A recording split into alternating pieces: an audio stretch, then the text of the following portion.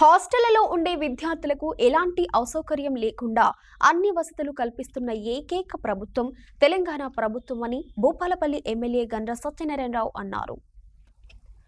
శీతాకాలం దృష్ట్యా జిల్లా విద్యాశాఖ అధికారుల ఆధ్వర్యంలో భూపాలపల్లి పట్టణంలోని కస్తూర్బా గాంధీ బాలికల పాఠశాలలోని విద్యార్థులకు శనివారం చలి దుప్పట్ల పంపిణీ కార్యక్రమం ఏర్పాటు చేశారు. ఈ కార్యక్రమానికి భూపాలపల్లి ఎమ్మెల్యే గండ్ర సత్యనారాయణరావు జిల్లా కలెక్టర్ రాహుల్ శర్మతో కలిసి హాజరయ్యారు. వారికి డీఈఓ రాజేందర్, పాఠశాల ఉపాధ్యాయురాలు ఘనంగా స్వాగతం పలికారు.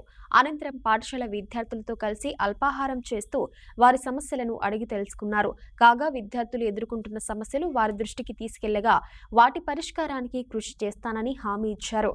ఈ సందర్భంగా పాఠశాల ఆవరణలో ఏర్పాటు చేసిన సమావేశంలో పాల్గొని విద్యార్థులకు దుప్పట్లను పంపిణీ చేశారు. అనంతరం కార్యక్రమాన్ని ఉద్దేశించి మాట్లాడారు. హాస్టళ్లలోని విద్యార్థులు ఎదుర్కొంటున్న సమస్యలు ప్రత్యక్షంగా వెళ్లి చూడాలని ముఖ్యమంత్రి రేవంత్ రెడ్డి ఆదేశించడంతో గత కొంతకాలంగా నియోజకవర్గంలోని ప్రతి ప్రభుత్వ హాస్టళ్లను పరిశీలించడం జరిగిందన్నారు. ఇందులో విద్యార్థులు కొన్ని సమస్యలు తమ దృష్టికి తీసుకొచ్చారని ఎమ్మెల్యే తెలిపారు. ఇందులో భాగంగా చలికాలంలో చలి వాటర్తో స్నానం చేయడం మూలంగా అనారోగ్య సమస్యలు వస్తున్నాయని తెలపడంతో జిల్లా కలెక్టర్తో మాట్లాడి ప్రతి హాస్టల్లో వేడి నీళ్ల కోసం గ్రీజర్లు ఏర్పాటు చేయాలని కోరానన్నారు. దీంతోనే నేడు హాస్టల్లో ఈ వేడి వాటర్ సదుపాయం వచ్చిందని తెలిపారు.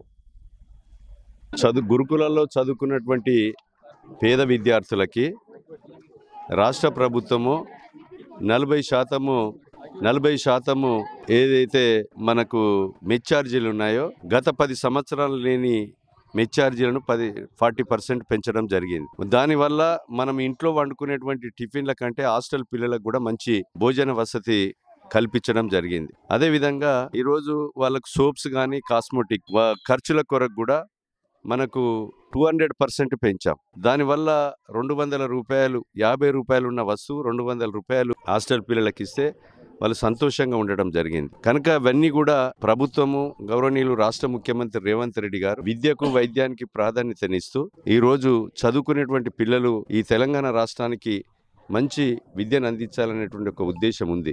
అదేవిధంగా ప్రైమరీ స్కూళ్ళు, హై స్కూళ్ళల్లో కూడా సమ్మర్ హాలిడేస్లప్పుడు వాష్రూమ్స్ ఖరాబ్ అయిన డోర్స్ విండోస్ పైన రిపేర్ చేసి మరి జూన్ 12వ తారీఖు నాడే డ్రెస్సులు ఇచ్చి, బూట్లు ఇచ్చి, టై ఇచ్చి, నోట్ బుక్స్ ఇచ్చినటువంటి ప్రభుత్వము ఏకైక ప్రభుత్వం రేవంత్ రెడ్డి గారి ప్రభుత్వం. కనుక ఈ రోజు కూడా జిల్లా కలెక్టర్ గారు మరి భూపాలపల్లిలో జిల్లాలో ఉన్నటువంటి హాస్టళ్లలో చలివి తీవ్రత ఎక్కువ ఉందని ఈ రోజు దుప్పట్లు, అదేవిధంగా బెడ్షీట్స్, మరి చల్లటి నీళ్లతో స్నానం చేయడానికి ఇబ్బంది అవుతుందని ఆ యొక్క గ్లీజర్స్ కూడా అన్ని హాస్టల్లో కూడా ఫిట్ చేయించడం జరుగుతూ ఉంది. ఇంకా కూడా ఇప్పుడు జంగేడు కేజీబీ హాస్టల్లో ఉన్నాం.